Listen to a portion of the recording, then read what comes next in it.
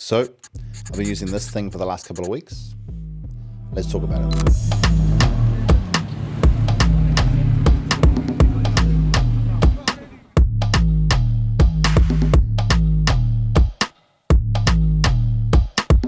Hey guys, welcome back. Here I've got Sirui's new 40mm T1.8 Anamorphic cine lens. Now this lens has autofocus, one of the first to get it in this format, and surprisingly, it does pretty well. Now full disclaimer, Sirui did send me this to try out, but this is not sponsored. These are just my opinions and my experiences. Also, one thing to note, I've never actually shot with an anamorphic lens before. Like, this was my first time. But man, was I surprised. Like, it's so cool to shoot with. It just gives you like a completely different image. I mean, they have their quirks, like they're a little bit different, but I think that's the point, like, is that they are different. Like, after looking back at the footage you've shot, like when you're editing, it feels like you've just shot a movie, almost. But anyways, as always, use the timestamps. So let's go over the build quality and some of the features the lens has. Now this is a full metal build. It feels super solid. In fact, the 85mm 1.4 from Sirui, they sent me to test out. Same deal, all metal, and they just feel, you know, super tough. You can hear that. Now this lens has a declickable aperture ring. Even when the click is on, like, it's super smooth. But this might only be me, but I pretty much never use aperture rings to set exposure. I always set it in camera. So like, for me, an aperture lock button would make more sense for me, so I can just lock it so I don't accidentally bump it, but that could just be me. It also has an AF/MF switch, autofocus manual focus, and an AFL autofocus lock button. And just in case you wanted to shoot in manual focus, the manual focus ring spins to infinity, so it might not be the best option for like a follow focus system, as you can't, you know, sort of set those hard stops. Just something to note. Under the cap, it has a USB-C port for firmware updates. This one I've got here is for Sony E-mount. On the front, it has a 77mm thread on the inside and an 80mm thread on the outside. Overall, man, it's pretty good. Now I know most of my audience will be pretty new to shooting, so you probably won't even know what an anamorphic lens is or what it does. So I'll go through quickly some of the differences between an anamorphic lens and your normal spherical lenses. Now, anamorphic lenses, they capture a much wider aspect ratio. Basically, you know, you can go and add black bars into your footage, but you're sort of cropping in your 16:9 image. These ones capture that full width of that image without having to add black bars. That just is what the ratio is.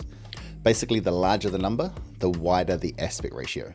This one here is a 1.33 times squeeze, which is definitely on the smaller end, but I shoot on a Sony camera. So Sony doesn't have any de-squeeze function in camera. So the image you see when you're looking at your little Sony screen is actually a super squished up image because the lens is trying to squeeze that wider image into your 16:9 ratio. So you only get to see the full image when you're editing, like after you de-squeeze it and pull it back out. Luckily, when using my Portkeys monitor, I can actually set it to de-squeeze it live, so I can see what the image actually looks like in camera, which is cool. Another thing anamorphics have are these cool horizontal lens flares like that you see in movies. You get them in white or blue with this lens. I've opted for the blue one, and when light is shone directly into the lens, they cover the image. Now, you'll notice it has a T-stop instead of an S-stop. Now, this is a more accurate way of measuring exposure. Like, f-stops are how wide the opening of the lens is, where the T-stop measures the amount of light that's traveling through the lens onto the sensor. And the last thing is they usually have a more like oval shaped bokeh. I think that was cool, just shooting with something like that just, you know, had a little bit of a difference to it. But yeah, that's sort of a little bit of an overview of anamorphic lenses. Now let's talk about the autofocus. So straight off the bat, you have to realize that any third-party lens is never gonna be as good in terms of autofocus, like, you know, as a Sony G Master lens. It just is what it is. But man, this thing does well for being like the first of its kind. You can use all of the, you know, different focus modes, even face tracking. I was shooting some sports with it at 100 frames per second in 4K, and it was pretty good at locking onto the boys when they were walking in.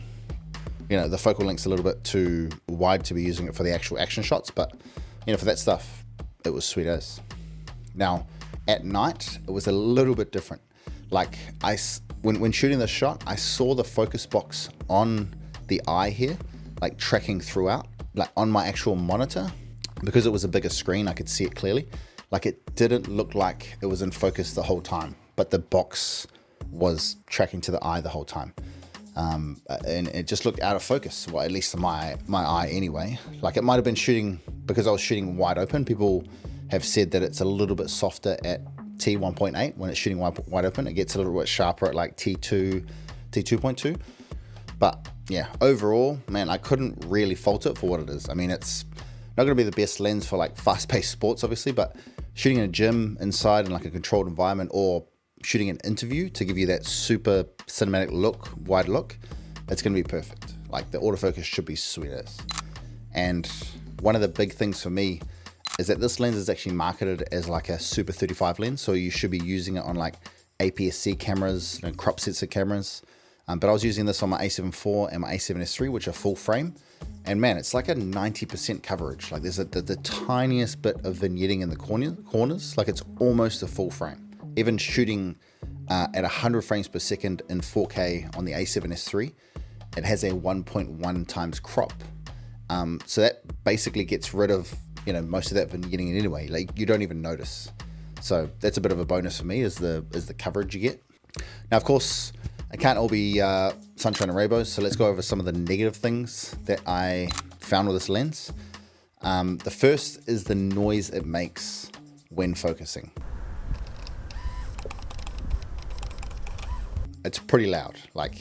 So if you're using like a shotgun mic trying to capture like ambient noise and stuff, you might notice, because the shotgun mic is so close to the lens, those gear shifting noises in your edits. So just something to be wary of. But obviously, if you were shooting an interview where someone had a wireless mic on and they were sitting quite far away, I don't think it's going to be an issue for you. So I don't think overall, depends on your situation, it's not really going to be an issue for me, to be honest.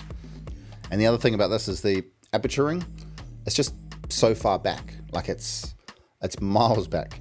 And my fingers, because I got bigger hands, when they sit inside the groove, they rub on the aperture ring sometimes, and rubbing on the front of your fingers, it can get, obviously annoying and a little bit sore at times. But then also, this comes back to that aperture lock thing, where I would rather just lock my aperture so I don't accidentally do that, because it's not like I'm going from T1.8 to T2, where there's like only a slight exposure change. This is going from A to T22, so it's dropping off a cliff in terms of exposure. So to be, mid shoot and you do that, you've just ruined the shot.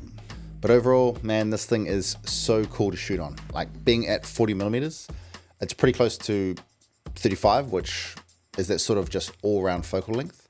So it's awesome.